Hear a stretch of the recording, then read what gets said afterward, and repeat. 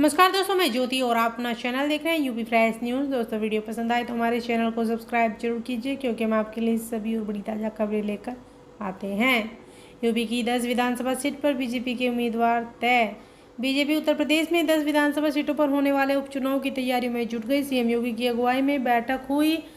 हर seat के लिए तीन उम्मीदवारों के पैनल का चयन किया गया, जिसे केंद्रीय नेतृत्व के पास भेजा गया। बीजेपी नेतृत्व इन 3 नामों में से किसी एक का नाम पर मोहर लगाएगी। इसके साथ ही मुजफ्फरनगर की मीरपुर विधानसभा सीट बीजेपी की सहयोगी राष्ट्रीय लोकदल के खाते में जा सकती है।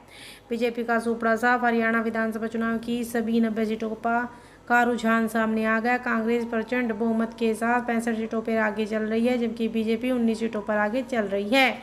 INLD को 2 और अन्य को 4 सीटें मिलती दिख रही हैं। बीजेपी ने पार की साजिश और षड्यंत्र की सीमाएं। सपा मुखिया अखिलेश यादव ने बीजेपी पर निशाना साधते हुए कहा कि अपने राजनीतिक लाभ के लिए बीजेपी सत्ता का दुरुपयोग कर रही है। बीजेपी ने साजिश और षड्यंत्र की सीमाएं पार कर दी और संविधान लोकतंत्र की मर्यादा को तार तार कर रही है। उनका आचरण जन विरोधी है। अन्याय अत्याचार चरम पर है। लोगों के साथ भेदभाव हो रहा है।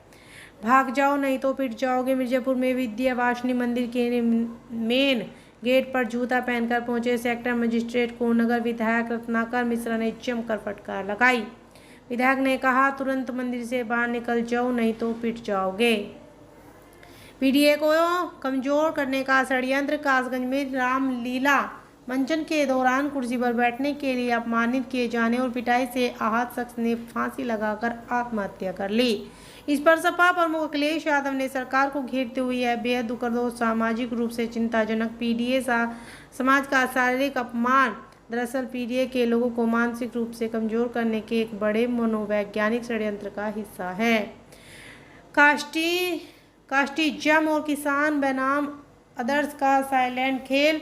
हरियाणा चुनाव के नतीजों पर BKU अध्यक्ष राकेश टिकैत ने कहा, जितनी बीजेपी की सीट आ रही है इतनी उम्मीद किसी को नहीं, लेकिन इनकी गणित है कि ये दूसरी पार्टियों का गठबंधन नहीं देते। यहाँ पर कास्टिज्म का बड़ा खेल है।